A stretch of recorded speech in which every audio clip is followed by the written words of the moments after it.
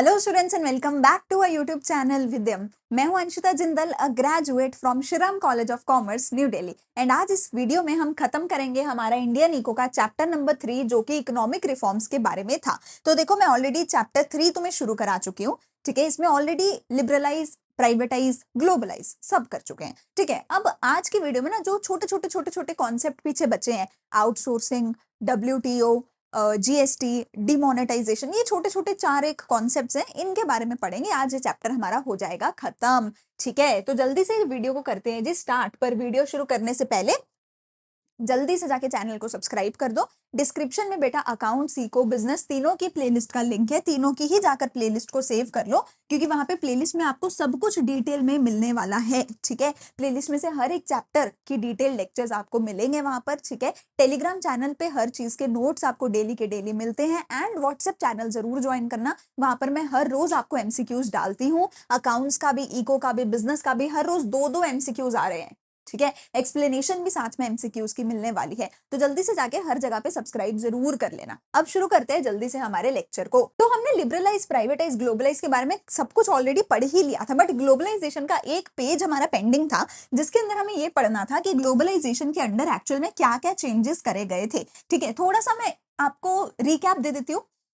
Liberalisation में हमने हमारे प्राइवेट सेक्टर के ऊपर से लाइसेंसिंग वगैरह सारे के सारे रिस्ट्रिक्शंस हटा दिए थे। ठीक है, प्राइवेटाइजेशन में सरकार ने अपनी जो गवर्नमेंट कंपनीज थी उनको सेल कर दिया था, या तो पूरे का पूरा 100% सेल कर दिया था, या उनका कुछ पार्ट सेल कर दिया था। किसको सेल कर दिया था? प्राइवेट सेक्टर को। और ग्लोबलाइजेशन में हमने अपनी इकोनॉमी को ओपन कर दिया था दुनिया भर के लिए। इंपोर्ट ड्यूटी, एक्सपोर्ट ड्यूटी हटा दी गई थी। ठीक है, लाइसेंस हटा दिए गए थे इंपोर्ट एक्सपोर्ट के ऊपर से।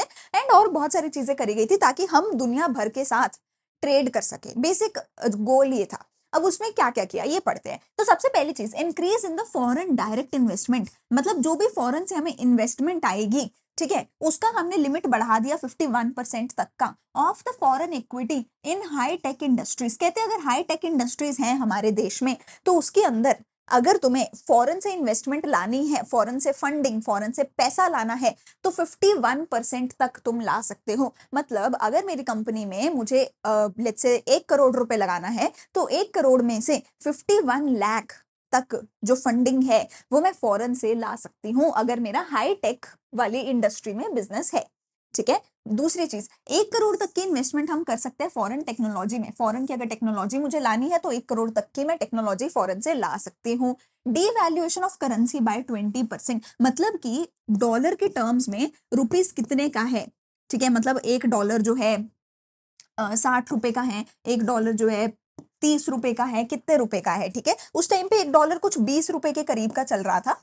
तो हमने क्या किया था, आई थिंक 20 रुपए से कुछ 25 रुपए तक हमने अपने रुपीस की वैल्यू गिरा दी थी। मतलब हमने अपने लिए जानबूझ के डॉलर को महंगा कर दिया था। ऐसा क्यों किया था?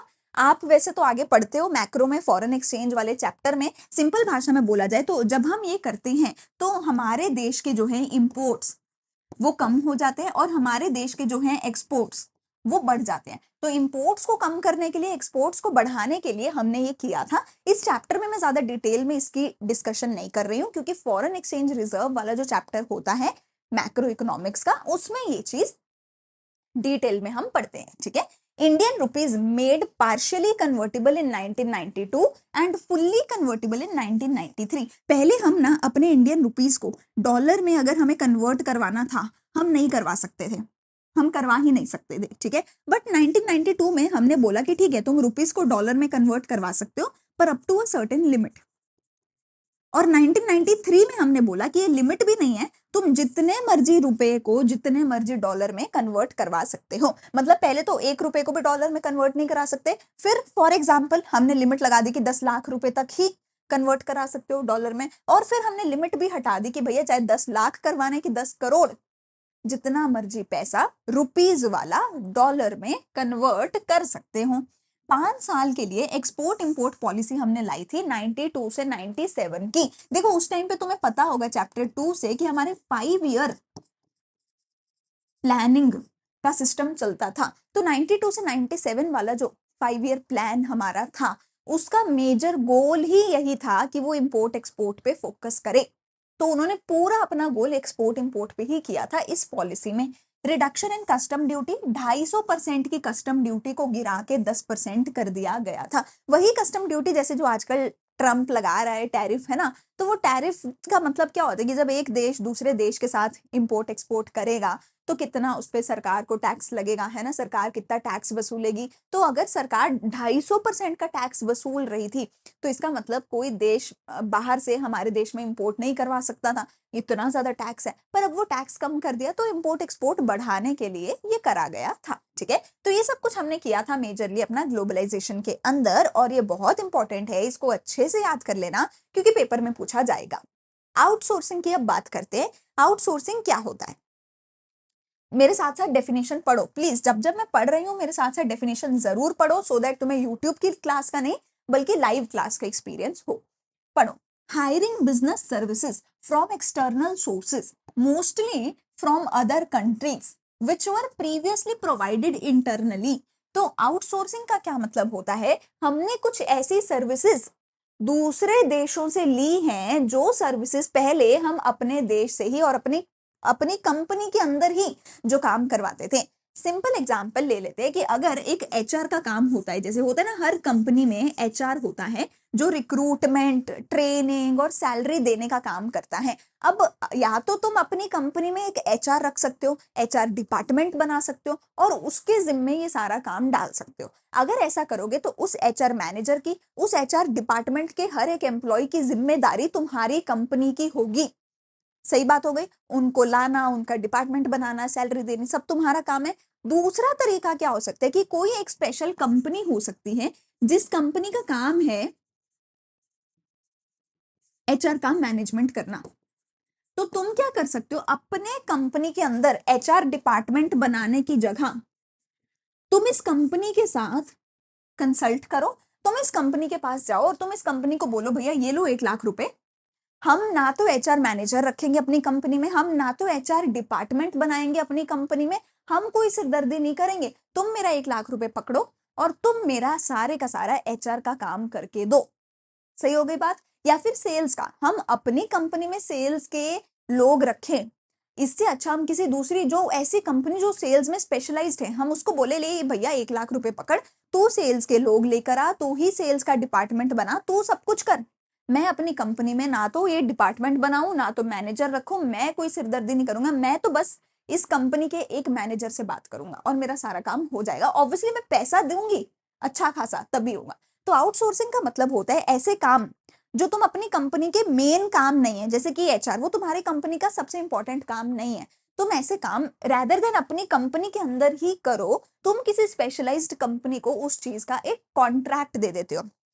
सिंपल एग्जांपल हो गई, अगर तुम्हें अपना घर बनवाना है उसके 2 तरीके हो सकते हैं। पहला तरीका हो सकता है तुम खुद ही लेबर लेके आओ, खुद ही सारा सामान लेकर आओ, ईंट सीमेंट और सब कुछ, उस लेबर को डेली वेजेस भी तुम दो, उस लेबर को सुबह दोपहर का चाय पानी भी तुम दे रहे हो, उस लेबर की छुट्टी का हिसाब भी तुम रख रहे हो, उस लेबर के साथ सारी माथा पच्ची तुम कर रहे हो।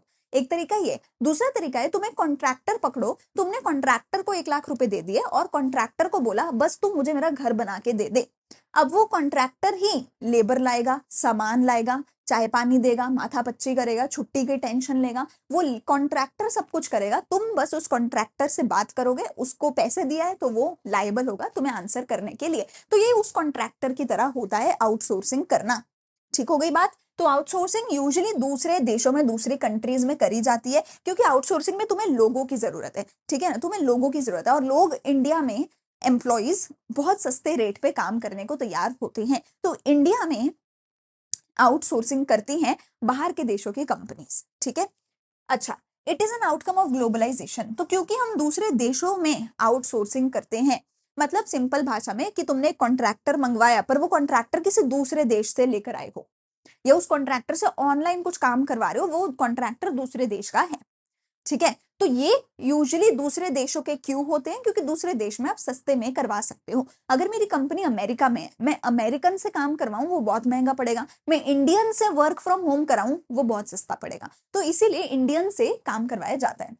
India is a favourable destination of outsourcing. तो इंडिया फेवरेबल डेस्टिनेशन मानी जाती है आउटसोर्सिंग के लिए। क्यों भैया, क्योंकि बहुत स्किल्ड, पढ़ी लिखी, अच्छी खासी मैन पावर है, फेवरेबल गवर्नमेंट पॉलिसीज हैं, सरकार की पॉलिसीज भारत में बहुत अच्छी हैं, एंड वेज रेट बहुत कम है, इंडियंस बहुत सस्ते में काम करने को तैयार होते हैं, हमारा आईटी सेक्टर पूरे बूम पे है, बहुत तेजी से ग्रो कर रहा है। लेकिन जो डेवलप्ड देश होते हैं अमेरिका जैसे, वो आउटसोर्सिंग के खिलाफ होते हैं, टैरिफ लगाते हैं। हमारा जो ट्रम्प है वो इसका एक बहुत अच्छा एग्जाम्पल है। वो कहता है कि भैया अगर तुमने सारा काम इंडियंस को दे दिया तो ये हमारे अमेरिकन क्या करेंगे। तो वो कहते हैं कि इससे अमेरिका का पैसा इंडिया में जा रहा है, इससे हमारे अमेरिका में अनएम्प्लॉयमेंट हो रही है और इंडिया के लोगों को एम्प्लॉयमेंट मिल रही है। तो ऐसे डेवलप्ड नेशंस को आउटसोर्सिंग अच्छा नहीं लगता, पर हमारे जैसे डेवलपिंग नेशंस को, इंडिया जैसे नेशंस को आउटसोर्सिंग बहुत ज्यादा प्रेफरेबल होता है, क्योंकि ये हमारे लिए डेवलपमेंट लाता है, ग्रोथ लाता है, हमारे सेक्टर्स को ग्रो करता है, एम्प्लॉयमेंट लाता है और पूरे देश के लोगों को एक उम्मीद दिलाता है कि वो कर सकता है तो मैं भी पढ़ के ये काम कर सकता हूँ, दूसरे देशों की कंपनीज के साथ काम कर सकता हूँ। ये हो गया आउटसोर्सिंग।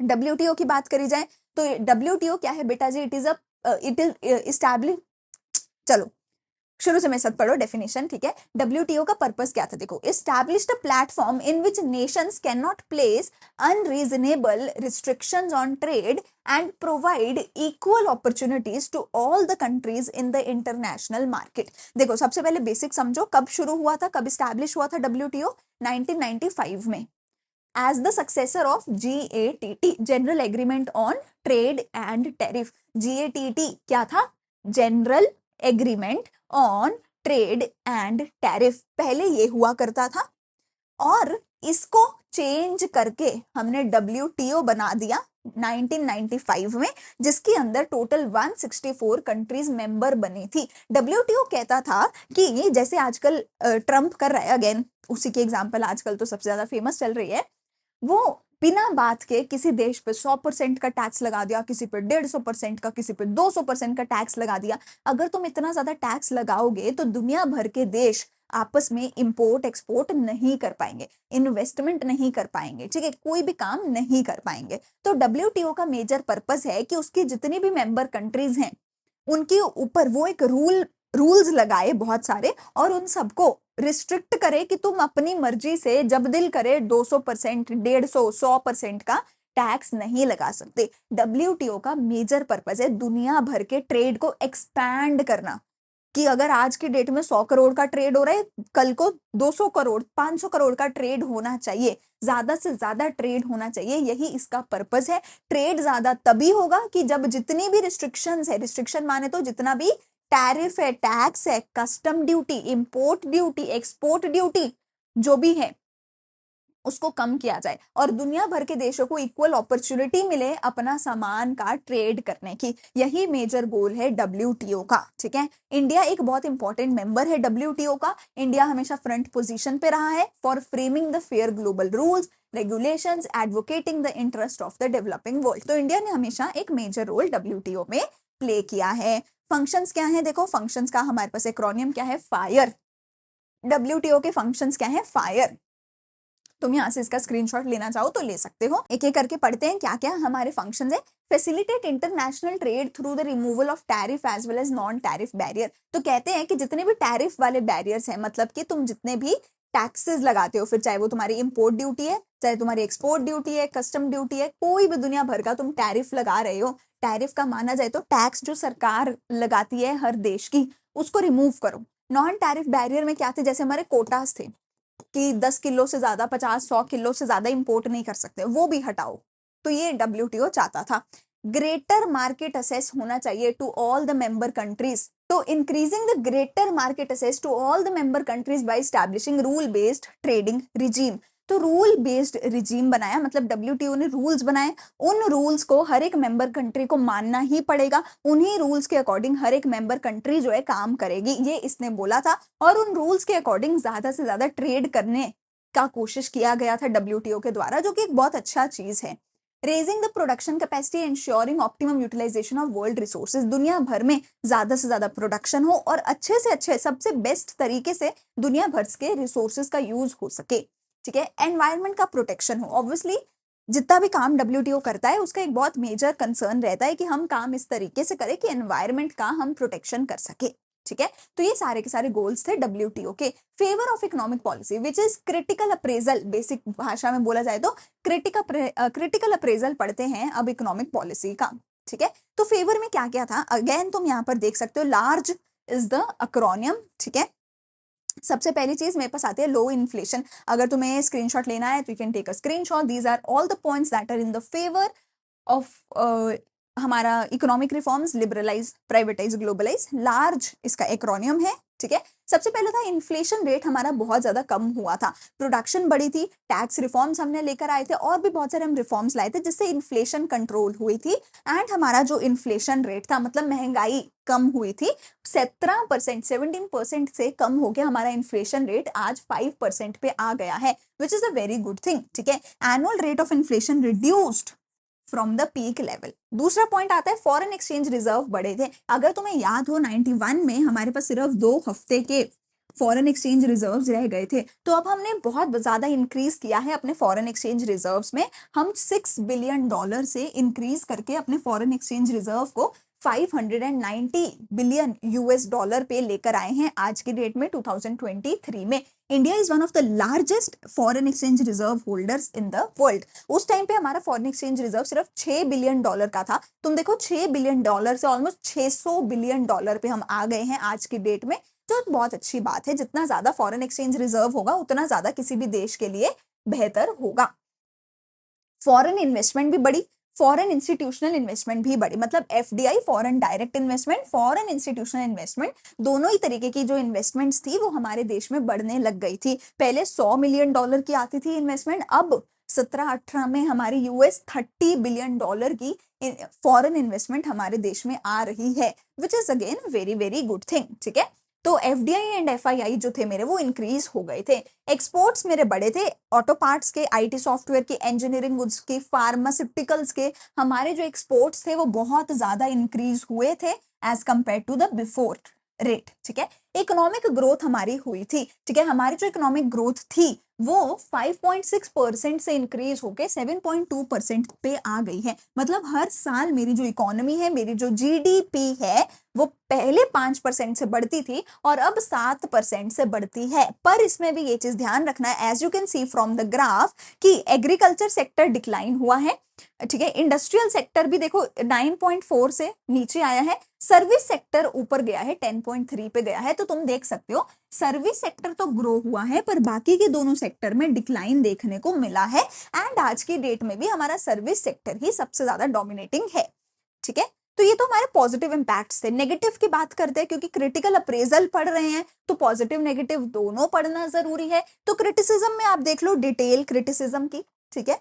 हमारा जो फेवर था उसका एक्रोनियम क्या था, लार्ज, है ना, कि फेवर में क्या क्या है, उसका एक्रोनियम क्या था, लार्ज, ठीक है। जिसमें हम इन्फ्लेशन के बारे में, इकोनॉमिक ग्रोथ के बारे में, फॉरेन एक्सचेंज रिजर्व के बारे में, फॉरेन डायरेक्ट इन्वेस्टमेंट के बारे में, इन सब के बारे में पढ़ रहे थे। अब बात करते हैं कि नेगेटिव क्या क्या था। नेगेटिव में भी बेटा ये जो एग्रीकल्चर वाला इसमें पॉइंट है, इसको आप वेरी वेरी वेरी इंपॉर्टेंट की कैटेगरी में डालना, क्योंकि 99% इस पे हर बार क्वेश्चन आता है, तो 99% इस पे आएगा क्वेश्चन, ठीक है। तो सबसे पहले डिटेल में, सबसे पहले डी से है डिसइन्वेस्टमेंट। हमने सोचा था प्राइवेटाइजेशन के अंदर कि हम सरकारी कंपनियों को डिसइन्वेस्ट करेंगे, उनका पैसा निकाल के पब्लिक सेक्टर से प्राइवेट सेक्टर में डालेंगे, पर सरकार ने जितना सोचा था उतना वो डिसइन्वेस्टमेंट कर नहीं पाई। डिसइन्वेस्टमेंट का क्या मतलब था कि सरकारी कंपनियों का पैसा सरकारी कंपनियों में जो शेयर था सरकार का वो निकाला जाएगा और प्राइवेट सेक्टर जो है वो सरकारी कंपनियां खरीद लेगा।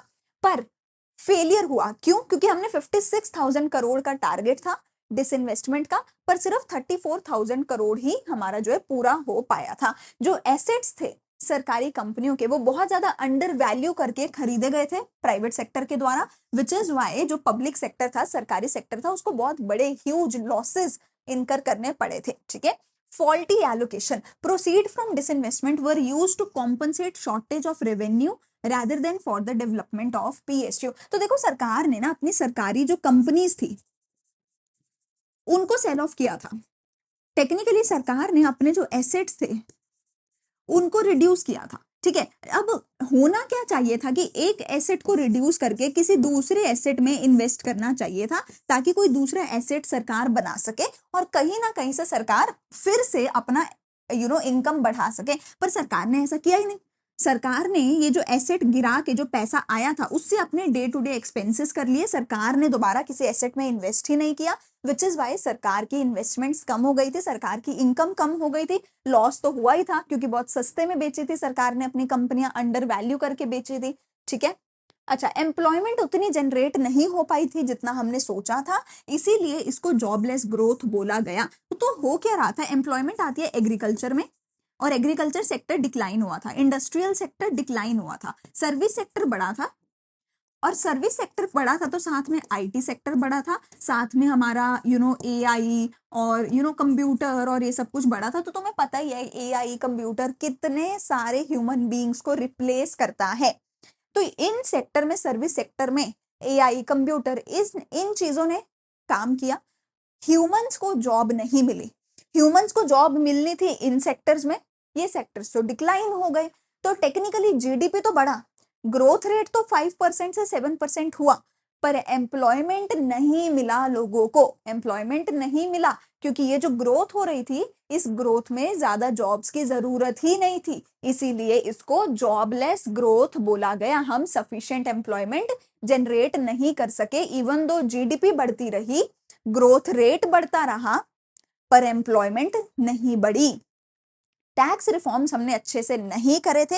हमने क्या सोचा था कि पहले हमारा जो टैक्स रेट था वो बहुत हाई था, जिसकी वजह से लोग टैक्स चोरी करते थे। मतलब तुम सोचो, अगर मेरे पास 1,000 रुपए है, 10,000 रुपए है, सरकार कहते हैं इसमें से 6,000 रुपए मुझे दे दो, तो मैं सरकार को बताऊंगी ही नहीं कि मेरे पास 10,000 है। मैं अपनी पूरी कोशिश करूंगी उन 10,000 रुपए को सरकार से बचा के रखने में।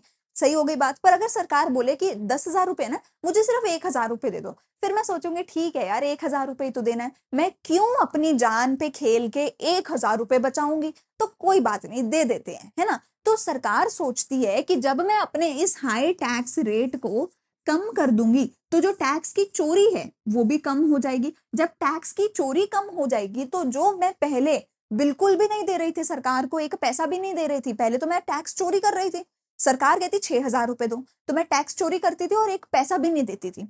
अब सरकार कहती है 1,000 रुपए दो तो मैं टैक्स चोरी नहीं करती, अब मैं सरकार को 1,000 रुपए दे रही हूँ, तो सरकार का फायदा हुआ ना। टैक्स रेट कम करके भी सरकार का फायदा हुआ ना, क्योंकि पहले तो एक पैसा भी मैं नहीं दे रही थी सरकार को। पहले सरकार बोल रही थी कि मुझे 6,000 रुपए दो, तो मैंने जीरो दिया, मैंने क्या किया, टैक्स का इविजन किया, टैक्स की चोरी करी। अब सरकार बोलती बस मुझे 1,000 रुपए दे दो, तो अब मैंने वो चोरी नहीं करी, 1,000 रुपए दिए, तो सरकार का तो फायदा हुआ ना। तो सरकार ने सोचा टैक्स रेट कम कर देती हूँ, टैक्स की चोरी कम हो जाएगी और मुझे टैक्स मिलने लग जाएगा, तो टैक्स कलेक्शन टोटल बढ़ जाएगी। सरकार ने ऐसा सोचा था, जो कि काफी सही है। इकोनॉमिकली ये चीज प्रूवन है कि ऐसा होता है, पर हमारी सरकार से ये भी नहीं हुआ। ठीक है। तो इससे एक्चुअल में कोई ज्यादा असर हुआ ही नहीं। ठीक है, ज्यादा कोई इंक्रीज हुआ ही नहीं टैक्स रेवेन्यू में, उल्टा नेगेटिव इंपैक्ट ही पड़ा हमारे डेवलपमेंट एंड वेलफेयर एक्सपेंसेस के ऊपर। उल्टा सरकार के खर्चे बढ़े, सरकार की इनकम उल्टा कम हो गई। ऐसा नहीं हो पाया बिकॉज ऑब्वियसली सरकार ने अच्छे से इंप्लीमेंट नहीं किया होगा। प्लस तुम कह सकते हो हमारे देश में इतने अमीर लोग ही नहीं थे जो टैक्स भरते थे, वो भी एक रीजन हो सकता है। और जो अमीर लोग थे उनका भी अब टैक्स कम हो गया, तो काफी ऐसे रीजन हो सकते हैं, पर टैक्स रिफॉर्म्स भी हमारे हेल्पफुल नहीं हुए। एग्रीकल्चर के ऊपर मेन फोकस करना, इसको वेरी इंपॉर्टेंट की कैटेगरी में डालना। हमारी जो नई इकोनॉमिक पॉलिसीज थी उसने निग्लेक्ट किया एग्रीकल्चर का as compare to industry, trade and service sector. बाकी सेक्टर से ज्यादा निग्लेक्ट सबसे ज्यादा क्या हुआ, हमारा एग्रीकल्चर हुआ। क्यों हुआ? क्योंकि हमने एमएसपी को रिमूव कर दिया।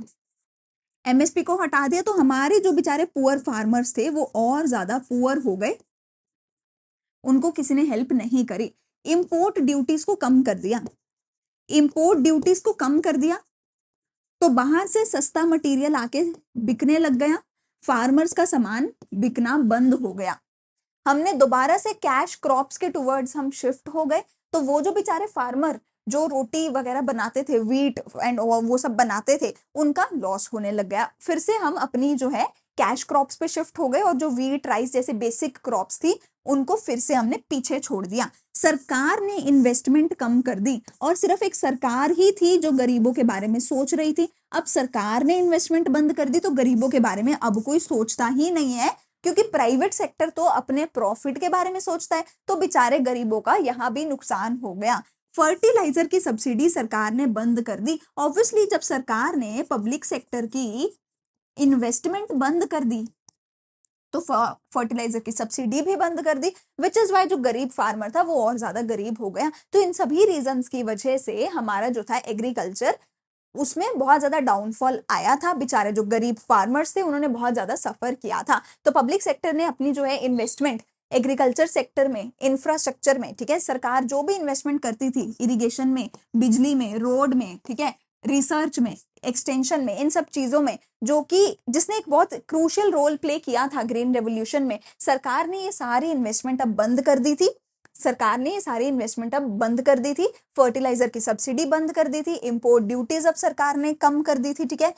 Lifting of quantitative restriction on agricultural products. पहले रिस्ट्रिक्शन होती थी कि एग्रीकल्चरल प्रोडक्ट्स को तुम बाहर से नहीं मंगवा सकते, अब वो भी सरकार ने बंद कर दिया। तो जब बाहर से सस्ते में आने लगा तो हमारे फार्मर कंपटीशन के साथ सस्टेन नहीं कर पाए, हमारे एग्रीकल्चर का डिक्लाइन हुआ। हमारे जो फार्मर्स थे उनको कंपटीशन फेस करना पड़ा जिसको वो फेस नहीं कर पाए, एंड ऑब्वियसली वो डिक्लाइन हुआ उनका, ठीक है। हम कैश क्रॉप की तरफ शिफ्ट होने लग गए क्योंकि अब हमने सोचा कि एक्सपोर्ट ओरिएंटेड पॉलिसी है, एक्सपोर्ट करेंगे कैश क्रॉप बना बना के, ठीक है ना। Shifted from food grain to cash crops, ठीक है। इससे क्या होने लगा, फूड ग्रेन के जो प्राइसेस थे वो बढ़ने लग गए, फूड ग्रेन के प्राइसेस बढ़ने लग गए, इससे ये हुआ, ठीक है। फर्टिलाइजर की सब्सिडी हमने बंद कर दी थी तो जो फर्टिलाइजर थे उसका कॉस्ट, जो प्रोडक्शन थी उसका कॉस्ट बढ़ा क्योंकि फर्टिलाइजर का कॉस्ट बढ़ा, which is why again food crops का, ग्रेन्स का जो था कॉस्ट बढ़ने लगा और जो गरीब फार्मर थे उनको नुकसान होने लगा, ठीक है। इंडस्ट्री की बात करें तो इंडस्ट्री में भी हमें एक स्लो डाउन देखने को मिला था, इंडस्ट्रियल सेक्टर भी डाउनफॉल की तरफ गया था, ठीक है। क्यों? क्योंकि बाहर से सस्ते में इंपोर्ट करवाई जाने वाली गुड्स हमारे देश में आ गई थी, ठीक है। Domestic manufacturer started facing competition from imported goods. बाहर से सस्ते में सामान आ रहा है तो हमारे देश के जो मैन्युफैक्चरर्स थे उनको कंपटीशन फेस करना पड़ा, विच इज वाई हमारे देश के जो छोटे छोटे मैन्युफैक्चरर्स थे उनको काफी नुकसान होने लगा, काफी अपनी अपनी दुकानें बंद करने लग गए, वो सस्टेन नहीं कर पाए कंपटीशन को। इंफ्रास्ट्रक्चर हमारे पास अच्छा था ही नहीं, सरकार ने इंफ्रास्ट्रक्चर में ज्यादा इन्वेस्टमेंट नहीं करी थी, तो इंफ्रास्ट्रक्चर, पावर सप्लाई, ये सब कुछ हमारे पास अभी भी अच्छा नहीं था, ठीक है। विच इज वाई अगेन हमारा जो इंडस्ट्रियल सेक्टर था वो सफर कर रहा था, एंड नॉन टैरिफ बैरियर्स भी अब हटा दिए गए थे, ठीक है। Developing country like India still does not have access to developed country markets because of high non tariff barriers. तो हमारे देश ने अपने नॉन टैरिफ बैरियर भी हटा दिए थे, पर जो दूसरे डेवलप्ड नेशंस थे उन्होंने अपने नॉन टैरिफ बैरियर नहीं हटाए थे। वहां पर अभी भी कोटाज थे कि आप एक सर्टेन अमाउंट से ज्यादा हमारे देश में नहीं बेच सकते, तो वहां पर हम लोग जो है जाकर बेच नहीं पाए, विच इज वाई हमारे एक्सपोर्ट सफर हुए थे। इंपोर्ट तो लोग करवाए जा रहे हैं, तो हमारे देश के लोग इंडिया में तो इंपोर्ट से कंपटीशन नहीं कर पाए, पर वो अपना एक्सपोर्ट भी डेवलप्ड नेशंस में नहीं कर पाए, विच इज वाई हमारी इंडस्ट्री डाउनफॉल की तरफ गई थी। इसी चीज को हमने बोला है लॉपसाइडेड ग्रोथ। इसका क्या मतलब होता है कि एक साइड पे जो मेरा सर्विस सेक्टर था वो तो बहुत ऊपर ऊपर और ऊपर जा रहा था, पर जो मेरा एग्रीकल्चर सेक्टर था, जो मेरा इंडस्ट्री सेक्टर था, वो नीचे जा रहा था। तो ये जो वन साइडेड ग्रोथ हो रही है कि एक सेक्टर तो बहुत ऊपर जा रहा है बाकी नीचे जा रहे हैं, इसी को लॉपसाइडेड ग्रोथ बोला गया। कि ग्रोथ, पढ़ो मेरे साथ, growth has been concentrated only in some selected areas in the service sector, जैसे कि टेलीकॉम, इंफोटेक, फाइनेंस, इनमें तो अच्छी ग्रोथ हो रही है, आईटी में तो अच्छी ग्रोथ हो रही है, पर एग्रीकल्चर एंड इंडस्ट्रियल सेक्टर को निग्लेक्ट करा गया जो एक्चुअल में मिलियंस ऑफ लोगों को लाइवलीहुड प्रोवाइड करवाते थे, ठीक है जी। चलो यहाँ पे मेरा खत्म होता है क्रिटिकल अप्रेजल। अब छोटा सा हमारा टॉपिक और बचता है जीएसटी का और डिमोनेटाइजेशन का, इसको भी जल्दी से खत्म करते हैं। तो जीएसटी हमारा सबसे बड़ा टैक्स रिफॉर्म था हमारे देश में। 30 जून 2017 को उसकी मिडनाइट को ये करा गया था रोल आउट, एंड 1 जुलाई से ये जो है इम्प्लीमेंट हो गया था जीएसटी। 2017 में, ठीक है। एक स्पेशल मिडनाइट सेशन पार्लियामेंट का बुलाया गया था जिसके अंदर जीएसटी रोल आउट करा गया था। 101st जो थी कॉन्स्टिट्यूशन अमेंडमेंट एक्ट था, received the assent of the president of India on 8 सितंबर 2016, ठीक है। एंड उसके बाद ये करा गया, the amendment introduced article 246A in the constitution, ठीक है, cross empowering parliament and legislature of states to make law with reference to the GST. तो सरकार ने जो है ये पर्टिकुलर अमेंडमेंट एक्ट पास कराया था, प्रेसिडेंट ने इसको हाँ बोली थी। इसके बाद आर्टिकल 246A आया था, अमेंडमेंट आई थी, जिसके तहत हमारे देश की सरकारों को ये पावर मिली थी कि वो जीएसटी के अंदर अपने अलग अलग रूल्स बना सकती हैं, ठीक है। चलो, फीचर्स क्या क्या थे जीएसटी के? State government will continue to levy VAT on alcoholic liquor for human consumption. देखो, ऑलमोस्ट हर चीज पे जीएसटी लगता है पर 100% नहीं है, ठीक है। जैसे कि दारू पे हमारी, ठीक है ना, एल्कोहलिक लिकर पे अभी भी वैट लगाया जाता है। Tobacco and tobacco products will attract both GST and excise duty. Tobacco पे जीएसटी और एक्साइज ड्यूटी दोनों आएंगे, ठीक है। अंडर जीएसटी हमारे 6 तरीके के स्टैंडर्ड रेट्स थे, 0, 3, 5, 12, 18, 28, जो कि हर तरीके की गुड्स एंड सर्विसेज पे अप्लाई होते थे, ठीक है। It has replaced large number of taxes on goods and services levied on the production or sale of goods or provision of services, जैसे कि वैट, सेल्स टैक्स, इन सबको रिप्लेस किया था जीएसटी ने। 5 पेट्रोलियम प्रोडक्ट्स थे जो जीएसटी से बाहर थे, ठीक है। तो अब देखो हुआ क्या है। सबसे पहली चीज सूट, ये चीज याद कर सकते हो आप। तो बेसिकली हमारे पास आया था central goods and service tax, state goods and service tax, integrated goods and service tax. हमारे 3 तरीके के जीएसटी होते हैं, central goods and service tax, state goods and service tax, integrated goods and service tax. तो अगर सामान एक state में बना और उसी में बिका, मतलब पंजाब में बना, पंजाब में ही सामान बिका, तो अगर उस पे टोटल 18% टैक्स लगना होगा तो 9 जीएसटी लगेगा, 9 एसजीएसटी लगेगा। पर अगर सामान पंजाब में बना और हरियाणा में जाकर बेचा गया तो उस पे टोटल 18% का आईजीएसटी लगाया जाएगा। तो इंटर स्टेट अगर होता है तो आईजीएसटी लगता है, इंट्रा स्टेट अगर विद इन द स्टेट सामान बन के बिका है तो सीजीएसटी एंड आईजीएसटी आधे आधे लगते हैं, ठीक है। तो ये 3 तरीके के टैक्स होते हैं, सीजीएसटी, एसजीएसटी, आईजीएसटी। पहले क्या होता था कि हर एक प्रोडक्ट पे अलग अलग तरीके के टैक्स लगाए जाते थे। जैसे ही प्रोडक्शन होती थी तो प्रोडक्शन पे टैक्स लगाया जाता था। तुमने 1000 यूनिट प्रोड्यूस किए, तुम्हें 1000 यूनिट पे टैक्स देना पड़ेगा, चाहे बिके तुम्हारे सिर्फ 100 यूनिट, टैक्स 1000 पे देना पड़ेगा। अब ऐसा नहीं है, अब हजारों तरीके के टैक्स तुम्हें नहीं भरने, अब सिर्फ एक ही टैक्स भरना है। चाहे कोई भी सामान है, कोई भी गुड है, कोई भी सर्विस है, भरना सिर्फ जीएसटी है, और वो तब भरना है जब सामान बिकेगा। प्रोडक्शन पे नहीं बल्कि सेल पे लगने वाला टैक्स है जीएसटी। तो पहले बहुत सारे अलग अलग टैक्स होते थे जिनका अकाउंटिंग करना डिफिकल्ट होता था, जिनका टोटल कॉस्ट बहुत ज्यादा बन जाता था। अब वो सारे हटा दिए गए हैं और एक सिंपल सा टैक्स आ गया है, पूरे देश भर का एक टैक्स, जीएसटी, ठीक है। एडवांटेजेस क्या है? हमारी जीडीपी काफी बूस्ट हुई है, कस्टमर को एडवांटेज मिलता है क्योंकि जीएसटी की वजह से रेट कम हुए हैं। ईज इन फाइलिंग, जितना कम टैक्स होगा, जितने कम टाइप्स ऑफ टैक्स होंगे, उतने आसान तरीके से तुम अपने टैक्स रिटर्न फाइल कर पाओगे। एंड ट्रांसपेरेंसी अब ज्यादा हो गई है, अब पहले से ज्यादा क्लियरली सबको पता है कि किसको कितना कहाँ पे टैक्स भरना है, एंड बहुत क्लियर है। अब हमें पता है बहुत क्लियरली कि खाने पे इतना % है, तो हमें हर रेस्टोरेंट में जाके पता होगा इतना % लगना है, वरना पहले पता ही नहीं होता था किस प्रोडक्ट पे कितना टैक्स लगना है। डीमोनेटाइजेशन, अब ये दूसरा इंपॉर्टेंट चीज था जिसके अंदर हमने ये पुराने नोट बंद करके नए नोट शुरू कर दिए थे। हमारे देश की जो सबसे 2 लार्जेस्ट डिनोमिनेशन थी 500 और 1000 की, उनको बंद करके 2000 और 500 के नोट आए थे।